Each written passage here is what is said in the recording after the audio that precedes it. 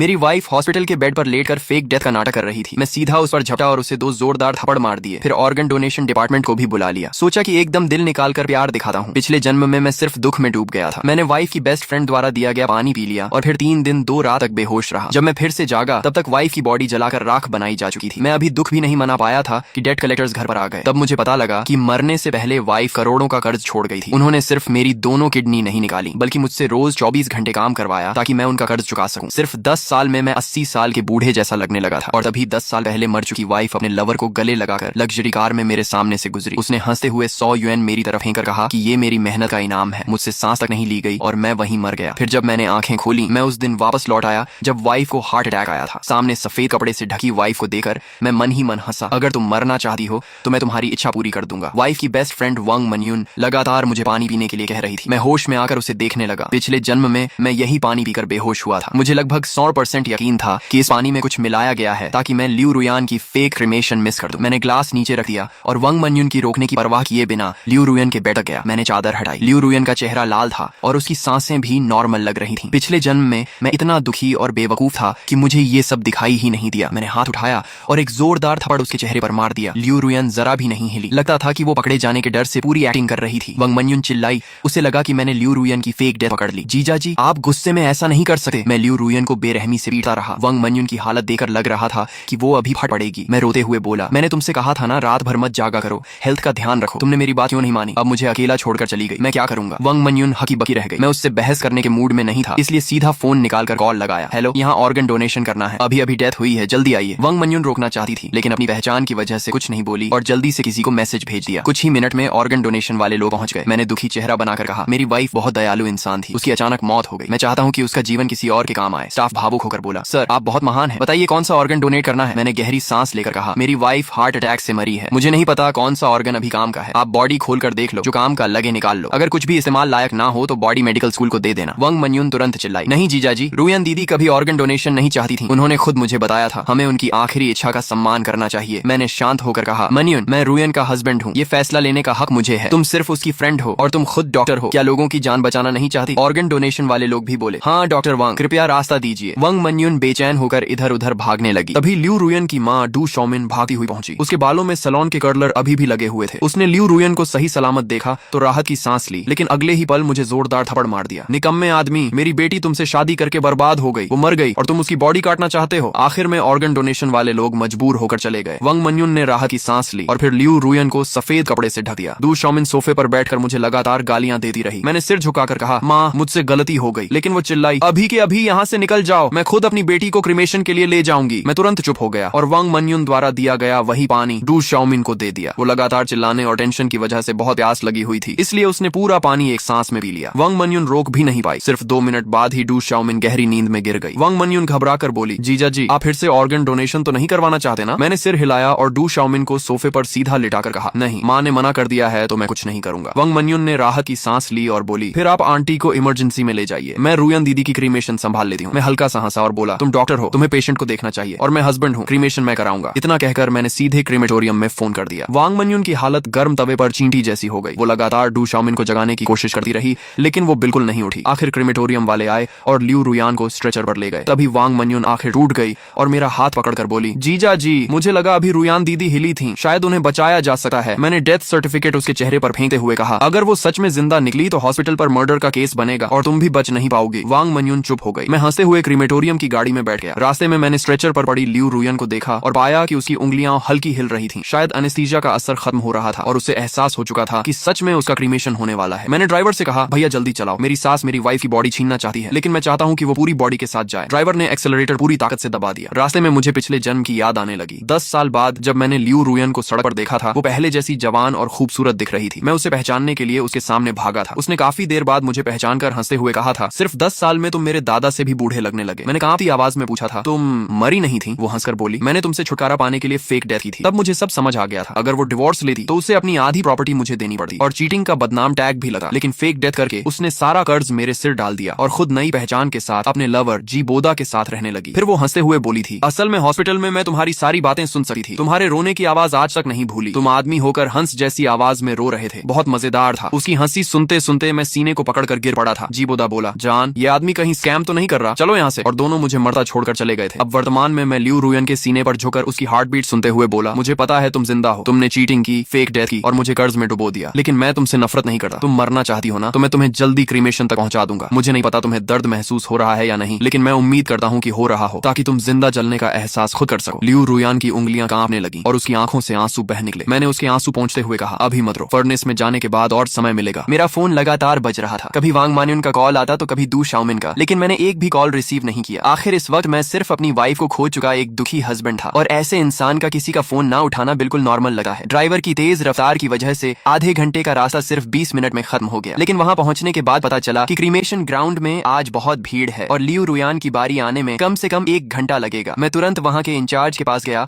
और रोने का नाटक करते हुए बोला, मेरी वाइफ की अचानक हार्ट अटैक से डेथ हो गई और ये खबर सुनकर मेरी सास भी हॉस्पिटल में एडमिट हो गई है। मुझे जल्दी वापस जाना है, प्लीज मेरी वाइफ का क्रीमेशन पहले करवा दीजिए। मैं अपनी सास को भी खोना नहीं चाहता। वह आदमी शायद पहली बार किसी को क्रीमेशन के लिए लाइन तोड़ते देख रहा था। उसने कहा, मैं आपकी सिचुएशन समझ सका हूँ, लेकिन बाकी लोग भी काफी देर से वेट कर रहे हैं, इसलिए सीधे आपको आगे भेजना मुश्किल है। इतना कहकर उसने धीरे से अपना हाथ आगे बढ़ाया जैसे वह रिश्वत मांग रहा हो। मुझे समझ आ गया था कि ये लोग पैसे मांग रहे हैं। मैंने तुरंत फोन निकाला और उस आदमी को सीधे 2000 ट्रांसफर कर दिए। भाई प्लीज हेल्प कर दो, मैं एक ऑर्फन हूँ। मेरी वाइफ और मेरी मदर इन लॉ ने हमेशा मुझे अपनों से भी ज्यादा प्यार दिया है, मैं उन्हें दोबारा नहीं खो सका। मेरी बात सुनकर वो आदमी इमोशनल हो गया और उसने मदद कर दी। इस तरह लियू रुयान को लाइन तोड़कर सीधे अंदर भेज दिया गया और सिर्फ 10 मिनट के अंदर ही उसे क्रीमेशन फर्नेस की तरफ ले जाया गया। स्टाफ जैसे ही बटन दबाने वाला था, मैंने उसका हाथ रोक दिया। मैं नहीं चाहता था कि किसी और के हाथों उसका एंड हो, बदला मुझे खुद लेना था। मेरे जोर देने पर स्टाफ मान गया और बटन दबाने की परमिशन मुझे दे दी, लेकिन उसी वक्त गेट के बाहर से डू शाओमिंग और वांग मान्युन की घबराई हुई आवाज गूंज उठी, रुको, बॉडी को मत जलाना, प्लीज रुक जाओ, मेरी बेटी को बाहर निकालो। जीजा जी वेट करो, आंटी को रुयान दीदी से कुछ कहना है। लेकिन वांग मान्युन चिल्लाई, दूर हट, मैं अपनी बेटी को खुद जलाऊंगी। इतना सब होने के बाद भी दोनों फेक डेथ का ड्रामा कंटिन्यू करना चाहते थे। मैं जमीन पर घुटनों के बल गिर गया और दुखी होने का नाटक करते हुए बोला, माँ रुयान जा चुकी है, अब उसे शांति से जाने दीजिए। मैं उसका हस्बैंड हूँ, मैं कभी उसे छोड़कर नहीं जाऊंगा। हमारी बहस देकर आसपास लोग इकट्ठा होने लगे। क्रीमेटोरियम के वर्कर्स भी कंफ्यूज होकर एक दूसरे का चेहरा देखने लगे। एक वर्कर इरिटेट होकर बोला, यहाँ कोई ड्रामा चल रहा है क्या? ये क्रीमेटोरियम है, मजाक की जगह नहीं। इतना कहकर उसने बटन दबाने की कोशिश की, लेकिन वांग मान्युन और डू शाओमिन पागलों की तरह उस पर झपट पड़े। दोनों इतनी जोर से बटन की तरफ कूदे कि वर्कर डरकर साइड हट गया और अगले ही सेकंड दोनों सीधे बटन पर गिर पड़े। बूम! फर्नेस के अंदर भड़कती हुई आग ने पल भर में लियू रुयान को अपनी लपटों में निगल लिया। 2 तेज चीखें गूंजी और सब लोग शॉक में वांग मान्युन और डू शाओमिन को देखने लगे, लेकिन मेरी नजर सिर्फ फर्नेस के अंदर थी। लगता था एनेस्थीसिया का असर अब पूरी तरह खत्म हो चुका था। मुझे हल्का सा दिख रहा था कि लियू रुयान मुंह खोलकर मदद के लिए हाथ बढ़ा रही है, लेकिन बाहर का हंगामा इतना ज्यादा था कि किसी ने उस तरफ ध्यान ही नहीं दिया। 1 मिनट बाद जब सबने दोबारा फर्नेस की तरफ देखा तो क्रीमेटोरियम के स्टाफ धीरे धीरे हैरानी से बात करने लगे। मैंने पहली बार देखा है कि किसी का हाथ इतना ऊपर तक उठ रहा हो, बिल्कुल जिंदा इंसान जैसा लग रहा है। अच्छा हुआ दिन का टाइम है, वरना आधी रात में तो मुझे लगा कोई डेड बॉडी वापस जिंदा हो गई। मैंने आंखों से नकली आंसू पोंछे और मुश्किल से अपनी मुस्कान छुपाई, फिर दुखी चेहरा बनाकर बोला, मेरी वाइफ अपनी माँ से सबसे ज्यादा प्यार करती थी। शायद आंटी की आवाज सुनकर वो आखिरी बार उन्हें देखना चाहती होगी। उसके बाद मैंने फर्नेस की तरफ देखकर आंसू पोंछने का नाटक किया और धीरे से बोला, रुयान तुम आराम से जाओ, मैं माँ का ख्याल रखूंगा और बहुत जल्द तुम दोनों को दोबारा मिला दूंगा। वांग मान्युन जमीन पर गिरी हुई डू शाओमिन की बिल्कुल परवाह नहीं करती और लड़खड़ाते हुए मेरे पास दौड़ी। जैसे ही उसने भट्टी के अंदर का नजारा देखा, वो वहीं आधी पागल सी हो गई। वो पागलों की तरह क्रीमेशन बटन दबाने लगी और चिल्लाई, रुको रुको! कर्मचारियों ने पहली बार किसी फैमिली मेंबर को इतना हिस्टेरिकल देखा था, इसलिए तुरंत उसे पीछे खींच लिया। मैडम, हम समझते हैं कि आप दुखी हैं, लेकिन डेड इंसान वापस नहीं आते। आप लोग ऐसा करेंगे तो मरने वाले की सोल भी चैन से नहीं जाएगी। वांग मान्युन का चेहरा इतना सफेद पड़ चुका था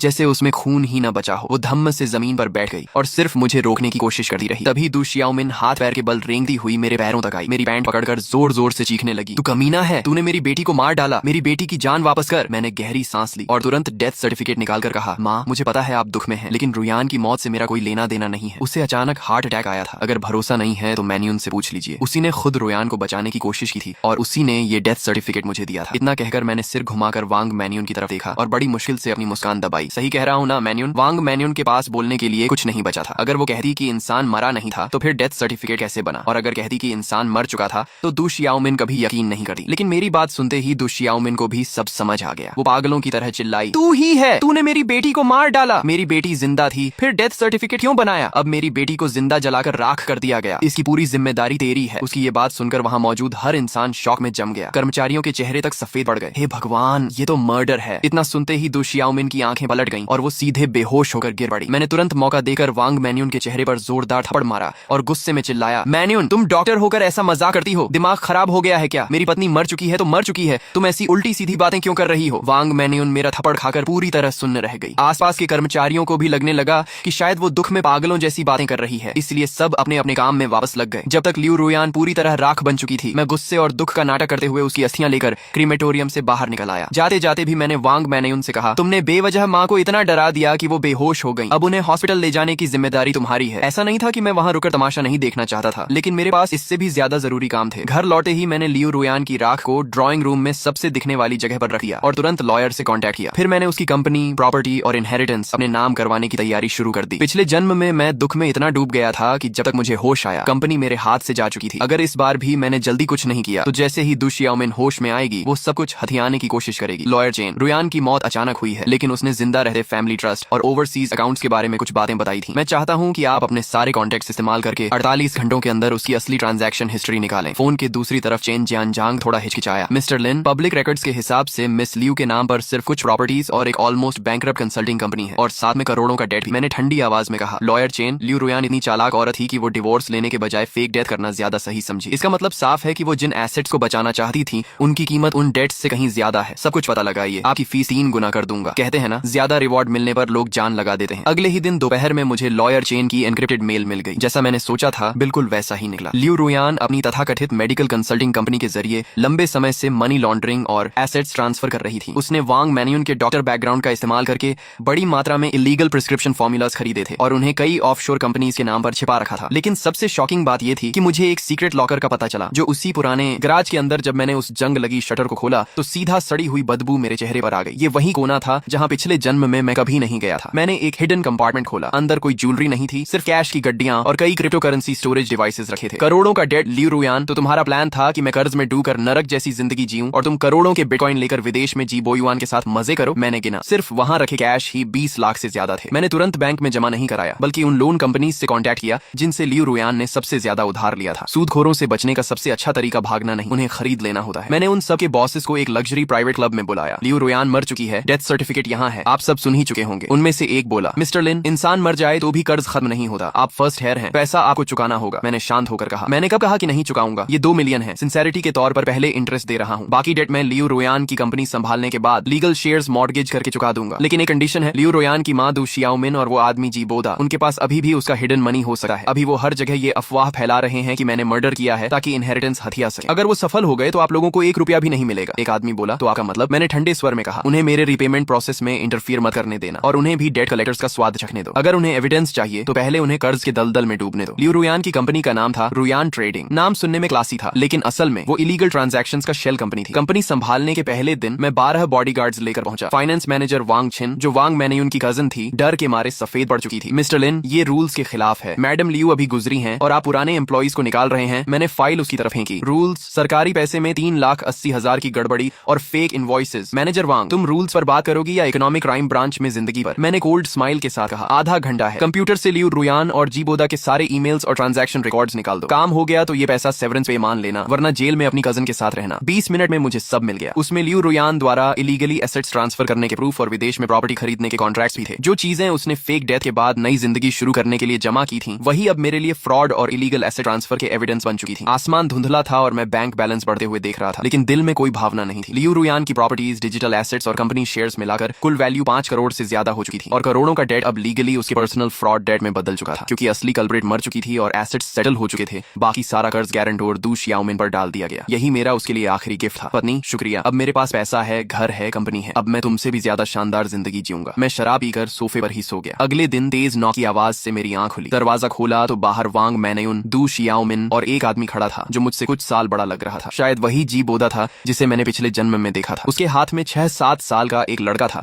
जिसकी शक्ल लियू रुयान से मिलती थी। तो ये उनका इलेजिटिमेट सन था। इसी वजह से शादी के बाद वो कभी बचा नहीं चाहती थी। तीनों की आंखों के नीचे काले घेरे थे और पीछे कुछ पुलिस ऑफिसर्स खड़े थे। दु शियाओमिन चिल्लाई, ऑफिसर, यही आदमी है जिसने मेरी बेटी को जिंदा जला दिया। इसे पकड़ो और इसे भी फर्नेस में झोंक दो। मुझे पहले से अंदाजा था कि ये ड्रामा होगा, बस इतना जल्दी होगा ये नहीं सोचा था। मैंने हेल्पलेस बनते हुए लंबी सांस ली और डेथ सर्टिफिकेट निकालकर बोला, ऑफिसर, ये मेरी पत्नी का डेथ सर्टिफिकेट है। मेरी सास उसकी मौत सह नहीं पा रही है, शायद मेंटली अनस्टेबल हो गई है। फिर मैंने दुखी चेहरा बनाकर कहा, मेरी और मेरी पत्नी की शादी को 3 साल हुए थे। हम एक दूसरे से बहुत प्यार करते थे। मैं नहीं चाहता था कि उसकी बॉडी सड़ जाए, इसलिए मैंने तुरंत क्रीमेशन करा दिया। क्या इसमें मेरी गलती है? दु शियाओमिन गुस्से से कांपते हुए बोली, बकवास, मेरी बेटी तुम जैसे निकम्मे आदमी से नफरत करती थी। अगर उस समय बोदा डिवोर्स ले सका तो रुयान तुमसे कभी शादी नहीं करती। तुमने जानबूझकर जल्दी क्रीमेशन करवाई ताकि उसकी कंपनी और इनहेरिटेंस हथिया सको। मैंने कंपनी वालों से कंफर्म किया है, मैंने आंखें आंखें लाल करते हुए कहा, माँ आप मुझे गाली दे सकती हैं, लेकिन हमारा प्यार सच था। अगर प्यार नहीं होता तो वो मुझे फर्स्ट हेयर क्यों बना दी? और आप लोग कह रहे हैं कि वो जिंदा थी, तो क्या इतना बड़ा हॉस्पिटल ये नहीं पहचान सकता कि कोई इंसान जिंदा है या मर चुका? मैन्यून ने खुद मुझे बताया था कि रुयान ब्रेन डेड थी और उसका दिल भी रुक चुका था। कौन जिंदा इंसान ऐसा होता है? दू शियाओमिन तुरंत वांग मैन्यून की तरफ देखने लगी, लेकिन वांग मैन्यून सिर्फ सिर झुकाकर खड़ी रही। अगर वो अब मान लेती कि डेथ सर्टिफिकेट फेक था तो सीधा क्रिमिनल केस बन जाता, इसलिए उसने चुप रहना ही बेहतर समझा और माहौल पूरी तरह डेडलॉक में बदल गया। शिबोदा ने धीरे से डू शियाओमिन का स्लीव पकड़ लिया। डू शियाओमिन चुप हो गई और गहरी सांस लेकर बोली, रुयन सच में मरी नहीं है, मैं रुयन का बॉयफ्रेंड हूँ। सालों पहले मिसअंडरस्टैंडिंग की वजह से हमारा ब्रेकअप हो गया था, फिर गुस्से में उसने तुमसे शादी कर ली। इस साल मेरा डिवोर्स हो गया तो मैं अपने बच्चे के साथ रुयन को ढूंढने आया। रुयन भी जानती थी कि वो आज भी मुझसे प्यार करती है, इसलिए वो फेक डेथ करके तुम्हें छोड़ना चाहती थी, लेकिन हमने कभी नहीं सोचा था कि तुम सच में उसका क्रीमेशन कर दोगे। लेकिन तुम रुयन को गलत मत समझना, उसने ये सब सिर्फ तुम्हें हर्ट न करने के लिए किया था। वो बहुत काइंड वुमन थी। अब रुयन नहीं रही तो हम बस चाहते हैं कि तुम इस बच्चे को एक्सेप्ट कर लो ताकि इसे इसका लीगल इनहेरिटेंस मिल सके। मैंने पानी का एक SIP लिया और फिर डू शियाओमिन की टोन कॉपी करते हुए कहा, तुम बकवास कर रही हो माँ। मुझे पता है तुम्हारी और रुयन की रिलेशनशिप कभी अच्छी नहीं थी। मरने से पहले रुयन ने अपनी विल में तुम्हारे लिए एक पैसा तक नहीं छोड़ा, इसलिए अब तुम पता नहीं कहां से एक बच्चा लेकर आई हो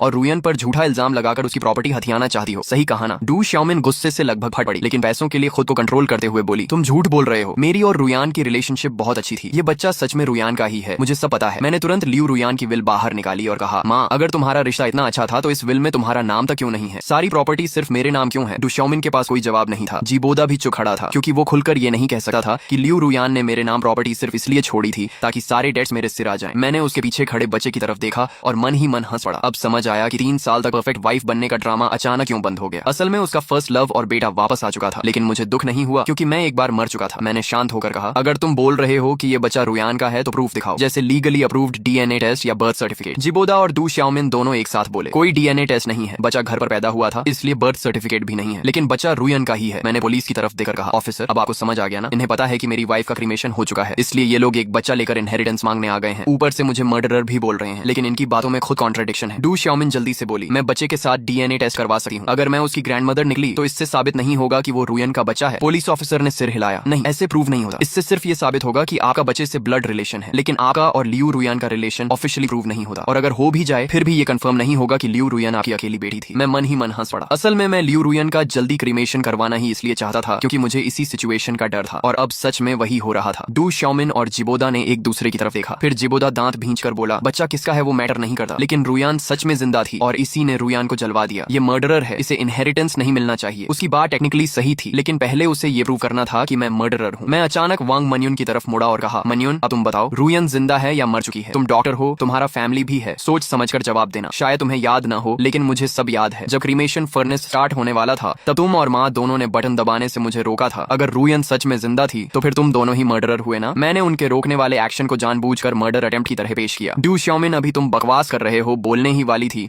कि तभी वांग मन्युन ने दांत भींचकर कहा, रुयन दीदी सच में मर चुकी है। मैंने राहत की सांस ली, लेकिन तभी जिबोदा ने अपना फोन उठा लिया और कहा, मुझे पहले से पता था कि तुम लोग झूठ बोलोगे, इसलिए मैं प्रूफ लेकर आया हूँ। उसने फोन में वीडियो चला दी। वीडियो में जिबोदा, लियू रुयान, वांग मन्युन और डू शियाओमिन चारों सोफा पर बैठकर फेक डेथ का प्लान डिस्कस कर रहे थे। फोन से लियू रुयान की आवाज आई, उस वक्त मैं एनेस्थीसिया ले लूंगी, फिर तुम किसी तरह मेरे हस्बैंड को बेहोश कर देना, उसके बाद उसे बोल देना कि मेरा क्रीमेशन हो चुका है, काम हो जाने के बाद मैं तुम्हें 10 लाख दूंगी। लेकिन वीडियो अधूरी थी, उसमें वो प्राइवेट डिस्कशन नहीं था जिसमें ये लोग मेरे ऊपर डेट्स डालने की प्लानिंग कर रहे थे। वांग मन्युन नीचे बैठ गई, उसे समझ ही नहीं आ रहा था कि खुद को कैसे बचाए। वह घबरा कर बोली, मुझे सच में कुछ नहीं पता था। ऐसा लगा जैसे जिबोदा ने राहत की सांस ली हो। उसने कहा, मैंने तुमसे झूठ नहीं बोला, सच में तुमने ही रुयान को मारा है, इसलिए तुम्हें जेल जाना चाहिए और उसकी सारी प्रॉपर्टी आंटी की होनी चाहिए। मैं शॉक होने का नाटक करते हुए चुप रहा। थोड़ा इमोशंस बनाने के बाद मैंने बेहद दुखी आवाज में कहा, ऑफिसर मैं रिपोर्ट दर्ज करवाना चाहता हूँ। इन तीनों ने जानबूझकर मेरी पत्नी की फेक डेथ प्लान की और मुझे कुछ नहीं बताया। उस समय मैं दुख में टूट चुका था, इसलिए मुझे समझ ही नहीं आया कि मेरी पत्नी सच में मरी नहीं थी। ये दोनों जानते थे कि मैं अपनी पत्नी के ऑर्गन्स डोनेट करने वाला हूँ और उसका क्रीमेशन करवाने वाला हूँ, लेकिन इन्होंने जानबूझकर मुझे सच नहीं बताया। इन लोगों ने ही जानबूझकर मुझे मेरी पत्नी का क्रीमेशन करवाने पर मजबूर किया ताकि बाद में ये लोग किसी बच्चे को लेकर आएं और प्रॉपर्टी हड़प सके। मेरी पत्नी मर चुकी थी, इसलिए मैंने नॉर्मल प्रोसीजर के हिसाब से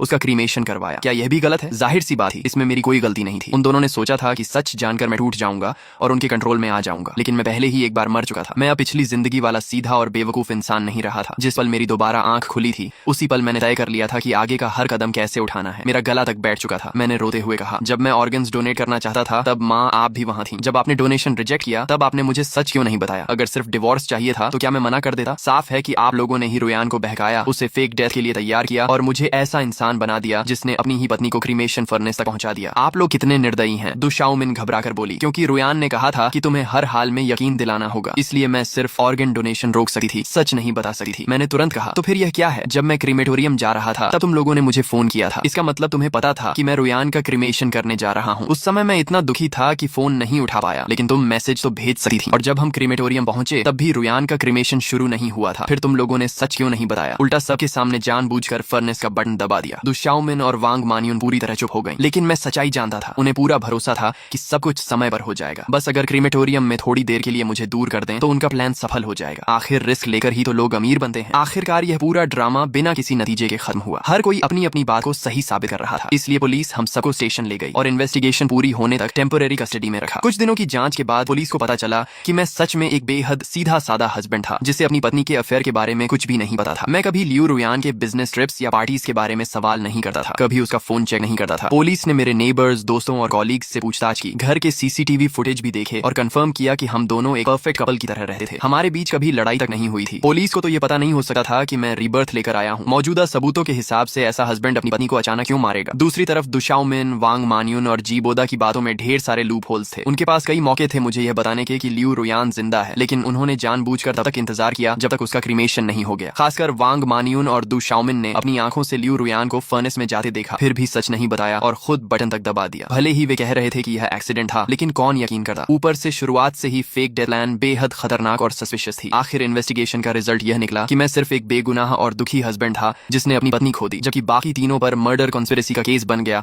और उन्हें जेल भेज दिया गया बेल पर बाहर आने के बाद भी दुशाओमिन और जी बोदा माने नहीं। वे बार बार लोगों को मेरे पास ट्रबल करने भेजते रहे। पहले मैंने सोसाइटी मैनेजमेंट से कंप्लेंट की, फिर पुलिस से, लेकिन वे लोग जों की तरह पीछे पड़े रहे। आखिरकार मैंने लियू रुयान की प्रॉपर्टी से 100 बॉडीगार्ड्स हायर कर लिए और उन्हें साफ आदेश दिया, अगर कोई फिर ट्रबल करने आए तो इन दोनों को छोड़कर बाकी सबको इतना मारो कि हॉस्पिटल पहुंच जाएं। ज्यादा से ज्यादा कॉम्पेंसेशन ही तो देना पड़ेगा। इसके बाद दुशाओमिन और जी बोदा तो बच गए, लेकिन जिन लोगों को वे भड़का कर लाते थे उनकी हालत खराब हो गई। हॉस्पिटल का पूरा महीने का केपीआई उन्हीं लोगों से भर गया। आखिरकार कोई भी उनके लिए लड़ने को तैयार नहीं हुआ। दोनों बस गुस्से में मुझे घूरते रहते और मैं उनके सामने लग्जरी लाइफ एंजॉय करता। शैंपेन, एक्सपेंसिव कार्स, खूबसूरत लड़कियां। मैंने पिछली जिंदगी की हर कमी पूरी कर ली। ये सब देखकर दुशाओमिन और जी बोदा जल भुनकर पागल हो गए। आखिर 3 महीने बाद कोर्ट का फैसला आया। तीनों मर्डर कंस्पिरेसी में गिल्टी पाए गए और उन्हें उम्र कैद की सजा सुनाई गई। जब पुलिस अरेस्ट वारंट लेकर पहुंची तो दुशाओमिन ने वहीं सुसाइड ड्रामा शुरू कर दिया। वह बैल्कनी पर चढ़कर जंप करने की धमकी देने लगी। वह चिल्ला रही थी कि मैंने अपनी पत्नी को मारा है, मैं जानवर से भी बदतर हूँ, पुलिस कानून का गलत इस्तेमाल कर रही है। नीचे क्राउड बढ़ता जा रहा था। दुशाओमिन को लगा कि लोग उसकी साइड लेंगे। वह रो रोकर इमोशनल स्पीच देने लगी, लेकिन करीब 1 घंटे बाद नीचे से किसी ने चिल्लाकर कहा, कूदना है तो कूद, ड्रामा मत कर, हमारा टाइम वेस्ट मत कर। ये सुनते ही दुशाओमिन गुस्से से उछली, लेकिन उसका पैर फिसल गया और वह सीधे नीचे गिर गई। तो आखिरकार लालच, झूठ और फेक डेथ के इस खेल का अंत हो ही गया। जिसने दूसरों के लिए जाल बिछाया,